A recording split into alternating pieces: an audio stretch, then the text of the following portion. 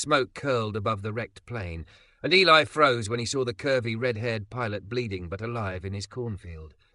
He lifted her into his arms, unaware she carried the kind of secret that could save or destroy everything he loved. By the time her eyes opened in his farmhouse, the storm outside was nothing compared to the one about to erupt between them. Before we dive in, make sure to hit subscribe, tap like and share this video. The more voices we reach, the louder these stories become. And drop your city in the comments. Let's see where love finds us. The first light of dawn spilled over the rolling Tennessee hills, soft gold brushing against rows of corn that struggled to reach their full height.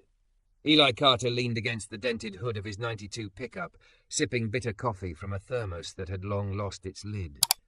His body ached from weeks of dawn-to-dusk labor, yet still the numbers in his ledger mocked him. Bills stacked on the counter back at the farmhouse were marked in red, each one a warning shot from the bank. He rubbed his jaw, feeling the stubble and the weight of legacy. This land had been Carter land for 3 generations, soaked with sweat and stubborn pride. He couldn't be the one to lose it. The morning air was still, quiet, until a sharp sound cracked through the silence. At first, Eli thought it was thunder, though the skies were clear. Then it grew louder, a whine that turned into a roar, until the world shattered with an explosion of twisting metal and splintering cornstalks. A plume of smoke spiraled into the sky. Eli's thermos clattered to the dirt as he jumped into his truck and tore across the uneven field. What he found made his chest tighten. A small aircraft, white with blue trim, lay crumpled against the earth like a crushed toy. The nose had buried itself deep into the soil, one wing twisted at an unnatural angle. Flames licked along the edge of the fuselage, smoke rising in heavy black curls. Eli slammed the truck into park, grabbed the crowbar from behind his seat, and sprinted toward the wreck. Through the fractured windshield, he saw her. A woman slumped over the controls, thick auburn hair falling across her face. Blood streaked down her temple, glistening in the morning light. Even through torn clothes, Eli could see the curve of her hips, the fullness of her figure, the kind of body that drew eyes no matter what room she walked into. But right now, none of that mattered. She was alive, trapped, and he needed to get her out. "Hold on," he shouted, ramming the crowbar into the bent frame of the door. His muscles strained, sweat breaking across his forehead as the metal groaned. With a final heave, the door gave way. The woman stirred, a low moan escaping her lips. "I got you," Eli muttered, reaching inside. Her seatbelt was jammed, so he cut it with his pocket knife and eased her into his arms. She was heavier than she looked, her body soft against his chest, but Eli carried her with steady strength. As he stepped away from the wreck, the flames flared brighter. Moments later, the cabin hissed and popped, filling the air with the acrid stench of burning fuel. If he'd been seconds later, she would have been gone. He laid her down gently in the grass, brushing the hair from her face. Her skin was pale beneath the dirt, her lips parted as she breathed shallowly. Eli checked her pulse, steady, thank God, and examined the gash on her forehead. His old EMT training crept back into muscle memory. She needed to be cleaned up, bandaged, and watched for concussion. Something slid from her jacket pocket, scattering across the ground. Eli picked up a sleek leather wallet, thumbing it open. Credit cards gleamed in neat rows, each embossed with the name Claire Donnelly. A pilot's license confirmed it. Her address, Park Avenue, New York City. A frown tugged at his brow. What the hell was a city woman doing flying alone over Tennessee at dawn? Claire stirred again, eyelids fluttering open. Her green eyes locked on his face, dazed but sharp with instinct. She tried to sit up, but Eli placed a firm hand on her shoulder. "Easy. You hit hard." Where am I?" Her voice was husky, her lips trembling. "My farm. Cornfield caught your bird." He forced a half smile. "Name's Eli Carter. You're safe now." She winced, pressing a hand to her head. "The plane?" "Gone," he said simply. "Insurance'll take care of it. Right now you need rest." Her gaze flickered over him, tall frame, worn flannel, rough hands. Something in her expression softened, as if she saw not just the farmer who dragged her from death, but the man beneath. Eli shifted uncomfortably, not used to being studied that way. He carried her to the truck, easing her onto the bench seat. Driving one-handed, he kept the other steady against her, bracing her when the road jolted. By the time they reached his farmhouse, she'd drifted into uneasy sleep. Inside, he laid her on his couch, cleaned the blood with steady hands, and wrapped her wound with gauze. She stirred awake as he draped one of his shirts over her, her torn blouse beyond repair. The fabric hung loose, swallowing her curves but somehow making them more pronounced. "You're kind," she murmured, eyes glassy. "Just doing what anyone would." Eli cleared his throat, retreating to the kitchen. He put on a pot of coffee, the smell filling the small room. His hands shook more than he liked to admit. It had been years since anyone like her, anyone at all, really, had set foot in his home. When she sat up, clutching the steaming mug he handed her, he noticed how out of place she looked against his faded furniture and cracked linoleum. Yet she didn't complain. She sipped quietly, eyes roaming the photographs on the mantel, his parents, his grandfather on a tractor, himself in uniform, younger and sharper. "You live here alone?" she asked softly. "Just me. Land doesn't tend itself." Her gaze lingered on him, something unspoken in her eyes. Gratitude, maybe curiosity, maybe something deeper. Eli forced himself to look away, focusing on the storm clouds gathering outside the window. He didn't know who she was beyond a name on a license and the weight of her body in his arms, but he felt it already. The moment that changes everything had landed right in his cornfield. Rain lashed against the farmhouse windows, turning the dirt road into a muddy river. Power flickered once, twice, then gave out completely. The sudden silence wrapped the small house in an eerie stillness, broken only by the drumbeat of the storm. Eli lit a kerosene lantern from the shelf and set it on the kitchen table, its glow spilling across the room. Claire sat there, wrapped in one of his old flannel shirts that draped over her curves like a blanket. Her auburn hair, still tangled from the crash, glistened with firelight. She looked out of place and yet strangely at home, sipping the coffee he had managed to brew before the outage. The storm had grounded her here, and neither of them seemed entirely sure what to do about it. "You really should lie back down," Eli said, breaking the silence as he placed a plate of biscuits and jam in front of her. "I've done enough lying down," she countered with a faint smile. "Besides, I don't like feeling helpless." Her voice had strength now, though he could hear the tremor beneath it. "Helpless ain't the same as healing," he replied, pulling out the chair across from her. He sat, his tall frame seeming too big for the worn wood. The lantern lit the rugged lines of his face, highlighting the steadiness in his dark eyes. She studied him over the rim of her cup. There was a quietness about Eli, not the silence of someone with nothing to say, but of a man who carried too much inside to spill it carelessly. His hands rested on the table, big and scarred, the kind of hands that told stories of years of labor, yet gentle enough to bandage her wound without causing pain. "You were a soldier," she said softly, nodding toward the faded photograph on the mantel of him in uniform. He followed her gaze, jaw tightening. "Army engineer. 2 tours, came back when my dad died to take over the farm. And now? Now I'm just trying to keep it alive." He said it simply, but the words hung heavy. The storm rattled the windows, punctuating the unspoken truth. Claire had glimpsed the stack of bills earlier on the counter, numbers circled in red. He didn't mention them, but she'd seen enough boardrooms and contracts to recognize desperation when it lingered like smoke in a room. She knew debt when she saw it. "Why fight so hard?" she asked gently. "Because this land is more than dirt." His voice sharpened with conviction. "My granddaddy bought it with money saved from sharecropping. My father worked himself into the ground for it. Every fence post, every row of corn has their blood in it. I let it go. I let them down." She swallowed, suddenly ashamed of the gold watch still on her wrist, the one piece of her old life she hadn't shed. She'd never had to fight for anything. Everything had been handed to her. But here was this man, fighting tooth and nail just to hold on to a legacy that the world outside would never understand. Lightning flashed, throwing shadows across the room. She leaned forward, lowering her voice.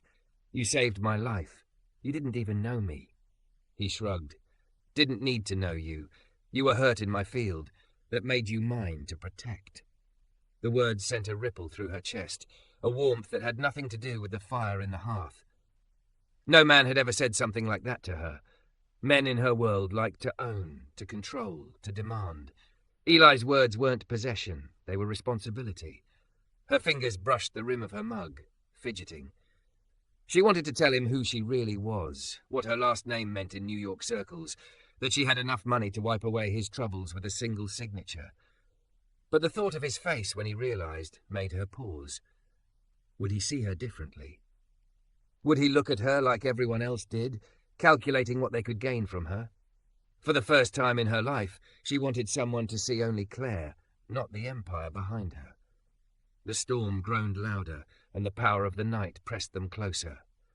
Eli rose, checking the locks on the doors out of habit. She watched him move, his shoulders broad beneath the worn cotton of his shirt, his body carrying both strength and exhaustion. He returned with a blanket and draped it over her shoulders without a word. The simple gesture sent her pulse racing in a way expensive gifts never had. Hours passed in conversation. She told him about flying, about how being in the sky was the only time she felt free. He told her about growing up barefoot in these fields, learning the names of every tree, every bird, how his father used to say the land would tell you what it needed if you listened hard enough. "You ever think about leaving?" she asked quietly. "Every damn day," he admitted. "But leaving would be easier, and I was raised to do the harder thing." Candlelight flickered between them, drawing shadows across their faces. She found herself leaning toward him without realizing it, her heart hammering. For a moment, it seemed like the space between them might collapse, that his lips might find hers in the warm glow of stormlight. But he pulled back suddenly, clearing his throat. "You should rest. Head like yours needs time." Disappointment stung, though she masked it with a small nod. He was right, and yet every fibre of her wanted otherwise. She rose, her legs unsteady, and he caught her elbow, steadying her. The touch burned through her like fire. "Easy," he said, his voice low. "I'm fine," she whispered, though neither of them believed it. He led her to the small guest room, the bed neatly made, quilts folded with care. As she lay down, he set a glass of water and aspirin on the nightstand. "Call if you need anything," he said softly. She watched him from the doorway, lantern glow framing his silhouette. A storm raged outside, but in here she felt something even more dangerous brewing, something that had nothing to do with thunder. When he finally closed the door, Claire stared at the ceiling, her body wrapped in his flannel, her heart pounding. She was a woman used to power, to control, to men bending at her will. But here in a farmhouse with peeling paint and debts piled high, she felt more seen, more cared for than she ever had in her life. And though she didn't want to admit it yet, part of her already knew. This man, this farmer, had just changed her world forever. Claire woke to sunlight warming her face and the faint smell of fresh coffee drifting down the hall. For a moment she forgot where she was, half expecting the sleek lines of her Manhattan apartment, the hum of traffic below. Instead, she found herself beneath a handmade quilt in a room decorated with old photographs and shelves stacked with worn paperbacks. The farmhouse walls were thin. She could hear the rhythmic creak of floorboards and the scrape of boots somewhere outside. She swung her legs out of bed and felt the flannel shirt shift around her curves. Her body still ached, head tender from the crash, but she was steady enough to walk. Padding barefoot down the hallway, she followed the smell to the kitchen. On the table sat a plate of biscuits, a jar of jam, and a note scrawled in neat block letters. "Eat up. Doctor's orders. Back by noon. E." Claire smiled despite herself, running her thumb over the rough paper. She sat down and bit into a biscuit, the warm butter and sweetness hitting her tongue. It wasn't the catered breakfast she was used to, but it tasted better than anything served on fine china. Curiosity tugged at her, pulling her to explore. She wandered through the house, her fingers brushing against frames filled with Carter family history. There was Eli as a boy, gap-toothed smile wide as he held up a fishing pole. There was a younger version of him in uniform, eyes proud but shadowed. On the mantel sat a folded flag, a purple heart beside it. Her gaze drifted to the kitchen counter, where a stack of envelopes lay half hidden beneath yesterday's newspaper. She shouldn't, but her hand moved anyway. Final notices, red stamps, overdue bills. She swallowed hard. She knew numbers. She grew up watching fortunes trade hands with the stroke of a pen. For her, $50,000 was the price of a handbag, an evening's distraction. For him, it was the line between survival and ruin. The sound of a knock startled her. She rushed to the door and found a woman standing on the porch, mid-40s, sharp eyes, hair pulled into a tight bun. The woman's gaze slid over Claire, taking in the oversized shirt, the bare legs, the out-of-place watch gleaming on her wrist. "I'm looking for Eli," the woman said, her tone clipped. "He's out in the fields," Claire replied carefully. The woman didn't wait for an invitation. She stepped inside, heels clicking on the worn floorboards. "Janet Holloway, First National Bank. Eli missed his mortgage meeting yesterday." Her eyes swept the room, then returned to Claire. "And you are?" Claire hesitated. Revealing too much felt dangerous. "A friend," she said at last. Janet's laugh was short, sharp. "Right." Her gaze landed on the bills scattered on the counter. "Well, you can tell your friend he has 2 weeks to come up with $50,000, or this farm becomes bank property. Developers already have their eyes on it. Strip malls and condos make a lot more sense than this dying piece of dirt." The words sliced through the air. Claire clenched her fists, fighting back the instinct to defend him. Janet left as quickly as she came, the echo of her heels lingering long after the door closed. When Eli returned for lunch, sweat clinging to his shirt, he found her sitting on the porch steps, her expression clouded. "You met Janet," he said flatly. "She told me about the mortgage," Claire answered. He sat beside her, wiping his brow.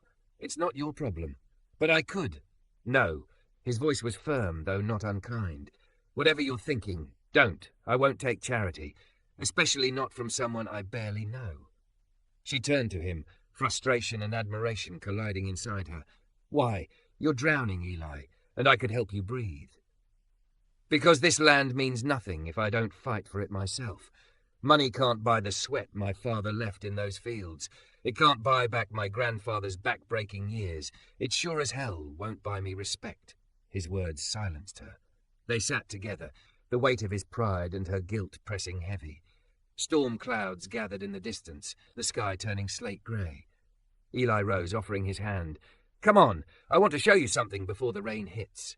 She slipped her hand into his, the roughness of his palm grounding her. He led her across the field to a small cemetery tucked beneath oak trees. Headstones leaned in the earth, weathered by decades. He stopped at one newer grave. Samuel Carter, 1962 to 2019. Beloved father, son, and steward of the land. "My dad," Eli said quietly. "Heart attack during harvest. I was overseas. Came back to find him gone and the farm drowning in debt." Claire's chest tightened. "That's why you stayed." "I stayed because this is who I am." His eyes lifted to the rolling fields. "Look at it, Claire. Really look." She did. For the first time she saw more than dirt and crops. She saw a story written into the soil. Dreams, sacrifice, blood. "It's beautiful," she whispered. "It's dying," he said. "Corn prices are down, equipment's breaking, and I can't compete with corporations. But I can't let it go. It's all I have left of them." Rain began to fall, fat drops soaking his shirt. Lightning streaked across the sky, illuminating his face. In that flash, she saw not just determination, but loneliness, carved deep into him. Her heart clenched. "We better get inside," he said, tugging her hand as thunder cracked. They ran together, the storm chasing them, their laughter mingling with the rain. Inside, the power flickered again and died, leaving only candlelight.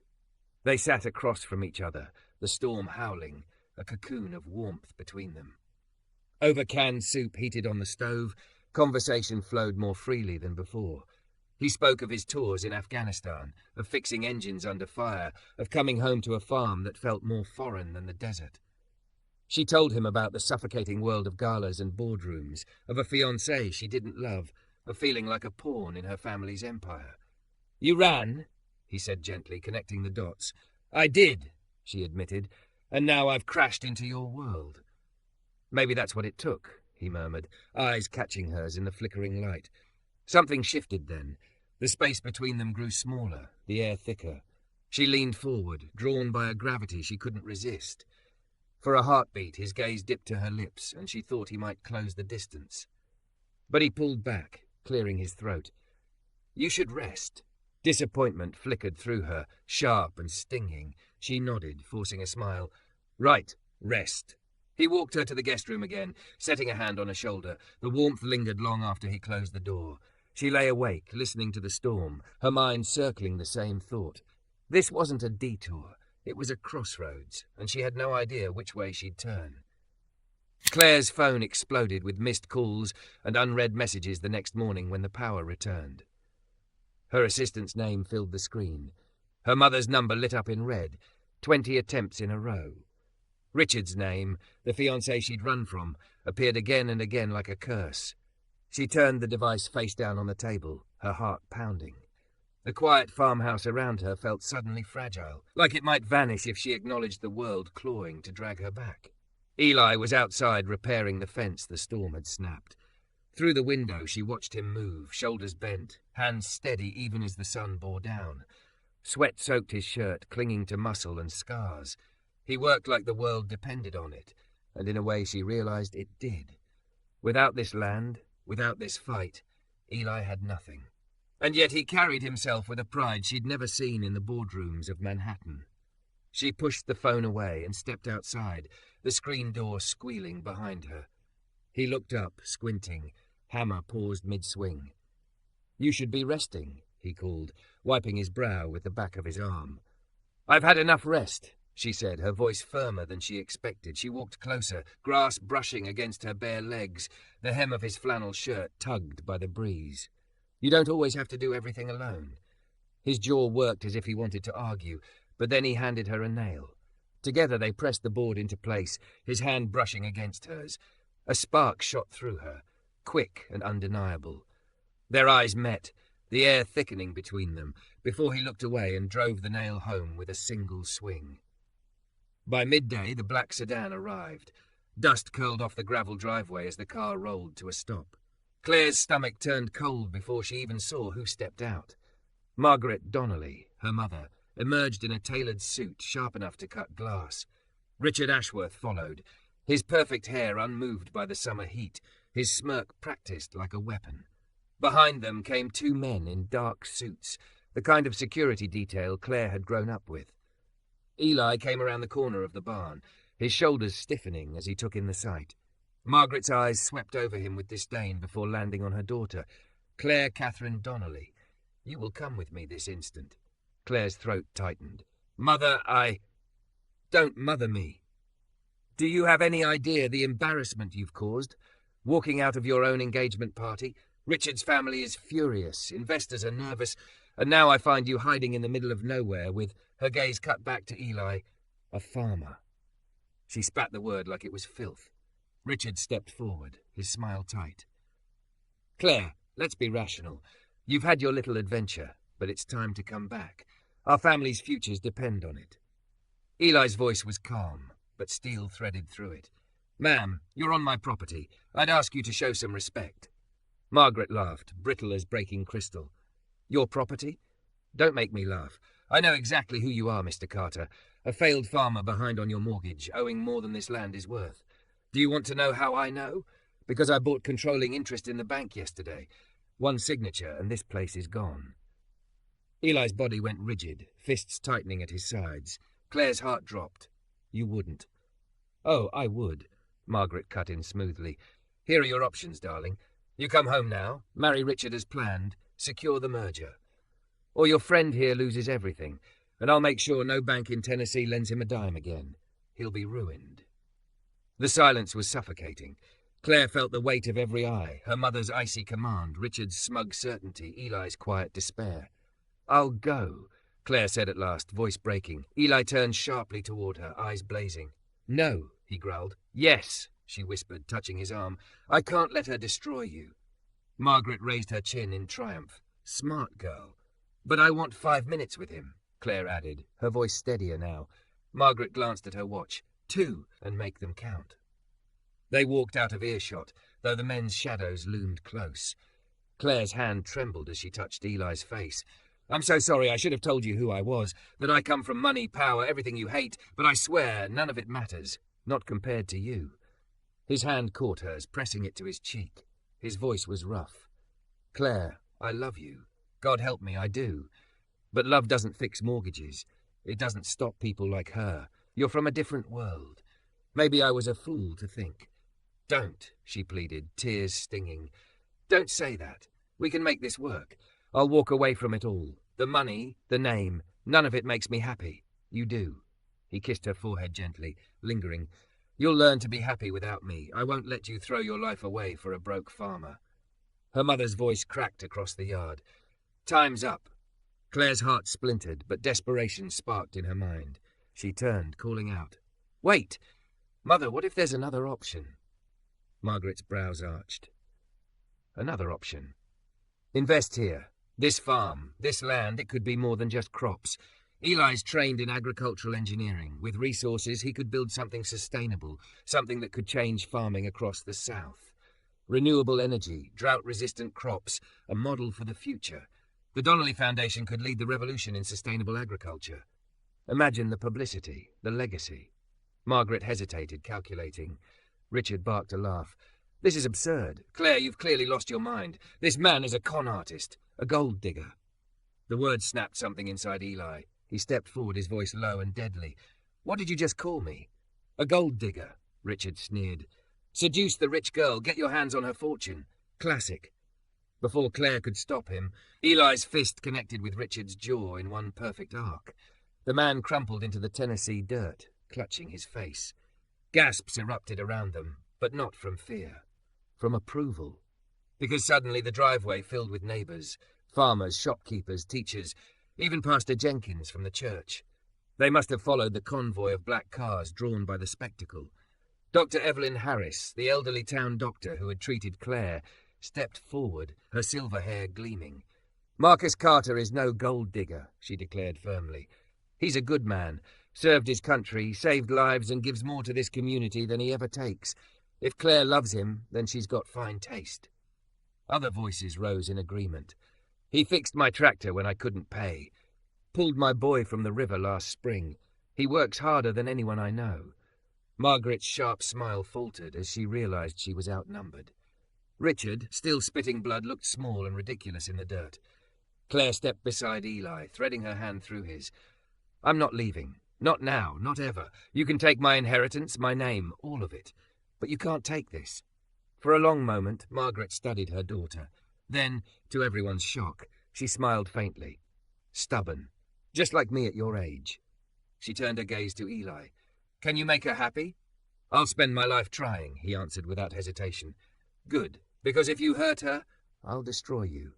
But if you love her the way she deserves, you may find the Donnelly Foundation very interested in agriculture after all." The crowd erupted in cheers as Claire threw her arms around Eli, kissing him fiercely in the morning sun.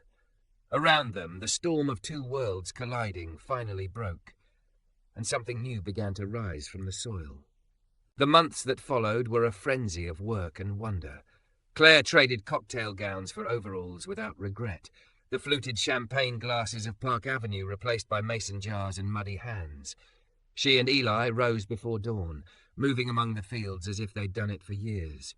The Whitmore Donnelly Foundation pledged seed money. Engineers arrived with plans. Locals taught methods passed down through generations. Together they converted aging irrigation systems into smarter, water-saving arrays, installed solar arrays on the old tobacco shed, and planted test plots of drought-resistant varieties Eli had read about during his nights of study. The prototype greenhouse they raised used reclaimed lumber and ingenuity. Volunteers from the county and interns from the university learned to build terraces, read soil tests, and listened to what the land quietly demanded. Claire sat through meetings she'd never imagined attending, translating grant language into plain promises and forcing the Foundation's board to listen to farmers at the table. She learned the cadence of dirt and light, and Eli learned the vocabulary of grant cycles and non-profit reporting. They both learned how to make mistakes and admit them in the same breath. Despite the whirlwind of logistics and meetings, they found moments that were strictly theirs. On stolen afternoons, Claire learned to drive the tractor, laughter spilling from her when Eli teased her for tentative steering. He taught her to graft young trees, his patient hands guiding hers, and in that closeness the world narrowed to the feel of soil under nails and the warmth of another heartbeat. At night, they sat under a sky unpolluted by neon, where constellations appeared like old friends and spoke of futures that once had seemed impossible. They read to each other by lamplight, agriculture journals and poetry both, finding that a line about crop rotation could sit comfortably beside a line about resilience. Her boardroom polish softened into something handsomer and truer on the farm. His rough edges became braced by new knowledge. Their laughter threaded through the barns and into the bedrooms, an odd soundtrack to a life they were building, one stubborn day at a time. The farm's transformation drew attention. Local news ran human interest pieces, then state outlets, and eventually agricultural journals dissected the pilot program for sustainable practices. Margaret, who once thought headlines should be about charities she already controlled, learned the power of quiet proof, data showing reduced water use, higher yields per acre, and community outcomes like improved school lunches. She used her influence shrewdly, arranging partnerships with universities and non-profits that could scale their methods. She watched Eli sometimes through the glass at board meetings, seeing how his plain speech and honest answers disarmed a room full of polished professionals. Her respect curdled into affection in small, steady increments, a reluctant ally turning into an unlikely champion. Not everything smoothed itself like a new path through a field. Old prejudices leaked in small ways. A distributor rescinded a contract because a farmer's wife from Manhattan had been the face of the outreach. A neighbouring landowner muttered that the project was a charity stunt. There were moments when Eli wondered whether he'd invited trouble by opening his life to a woman with a name like Claire Donnelly. On nights when the ledger read red and a mechanic's estimate arrived that exceeded his monthly income, he retreated to the shed and tuned an engine until his hands ached, grounding himself in the work that had always spoken truth to him. Claire sat beside him with grease under her fingernails, listening to pain and pride like an elder learns a ritual. She didn't fix everything with a check. She learned to fix things with presence. When tensions peaked, they faced adversaries together. A developer attempted to buy parcels around the Carter property, aiming to sever access and suffocate the model farm before it reached scale. Lobbyists wove words about zoning changes that would have choked their nascent market. But the community rallied, teachers, bakers, students, and neighbours who'd seen Eli help in quiet ways came to meetings and testified. Their simple stories carried moral authority. The boy Eli pulled from a flooded creek, the elderly neighbour's roof he fixed for free, the harvest he donated when a family's wages failed.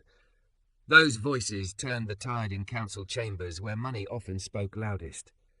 The developer found himself outmatched by communal testimony and inconvenient truth. It was not always pretty. They had nights of furious calls and days of cold meetings, but the momentum from the people who loved the farm like family was relentless. As the seasons turned, the farm produced more than crops. Apprenticeships filled with young people who wanted to learn sustainable techniques. A local food bank received steady deliveries of fresh produce. Researchers published papers that used the Carter prototype as a baseline for policy proposals. There was money now, but it felt different, earned with sweat beneath an honest sun. Claire's world adjusted too. She returned to Manhattan occasionally for runs of meetings and spoke at conferences not as a trophy guest, but as a practitioner. She used the very networks that had once hemmed her in to amplify rural voices. Her mother, who had once believed status could be managed with a look, found herself drafting scholarships and public commitments she'd never imagined. Sometimes Margaret stood in the doorway of the processing barn, hands folded, watching apprentices file jars of preserves with pride that softened into something like redemption. They married in autumn when the leaves set the fields ablaze with colour. The ceremony was small and loud and perfect, barn wood polished, rows of hay bales dressed with wildflowers, Pastor Jenkins officiating as friends and neighbours filled every seat. Claire arrived in a simple dress, the hem smudged with the day's work, and when Eli saw her, he wept. A quick, honest break that echoed all the raw emotion of what they'd built. Margaret offered a toast that, though never sentimental, was survivable. She nodded to the crowd and admitted that there had been more value in love's stubbornness than she'd once believed. The reception smelled of fried chicken and fresh pies, and a band played until the moon rose. The city friends who had flown in to witness the union left with pockets full of pie and a new understanding of value that spreadsheets could not measure. Marriage sharpened the edges of their work. They argued about the speed to scale. They wrestled with funding timelines and the loss of an early crop during a merciless winter. Hardship reminded them why they'd chosen this life. Not because it was easy, but because it demanded everything and gave back differently than money ever could. When Claire held their first child months later, a son with Eli's stubborn jaw and her green eyes, they both understood the stakes in a new way. They wanted a world where the boy could inherit more than land. They wanted to hand him a community, purpose and dignity. Years unfurled in labour and small joys. The research centre they founded bore both their names, and interns arrived every summer to study at the Claire Donnelly Agricultural Research Centre. Grants flowed, but so did accountability. They published data, opened their gates for public tours, and hosted youth programs that taught the science of soil. Their work influenced policy in neighbouring counties. Margaret drafted new scholarship funds and announced rural leadership programs in speeches that tasted of penance and pride.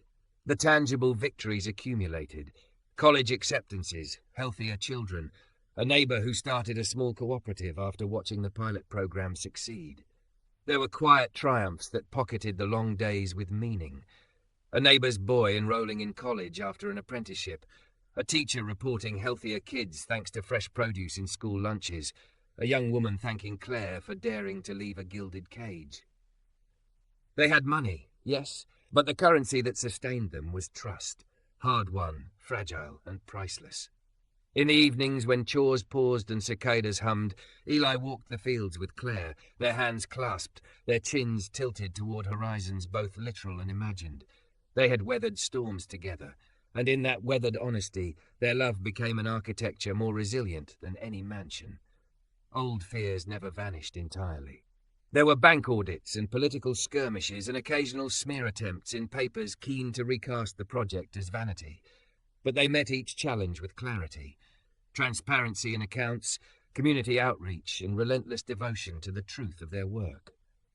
Their love evolved too, from the fever of rescue to a steady, companionate flame. It was not always soft. It demanded courage when the world tried to pull one of them into its orbit of cynicism. They defended one another vocally and quietly, choosing again and again the life they had chosen at the edge of that morning when a plane had crashed into a cornfield. On a warm evening that smelled of cut hay, they hosted a harvest festival that drew people from 3 counties. Children chased each other between corn rows, an old band played under the barn, and plates of food changed hands like prayers. Eli stepped onto a crate and, with a grin, announced the farm's next initiative, community-owned shares, allowing residents to benefit directly from profits. The applause rolled like thunder. Claire watched him from the crowd, her chest full until she felt as if it might burst. She thought of the night she'd arrived in a torn shirt, and of a man who had carried her to safety without a question. They had changed each other, and through that change they'd changed a piece of the world too. The farm stood as proof that a crash that could have been only tragedy instead became a beginning. Their story, messy and stubborn and miraculous, whispered a simple truth. Sometimes love arrives in a flash and burns everything down, and sometimes it builds something that outlasts the blaze. They kept building, stubborn, hopeful, and true.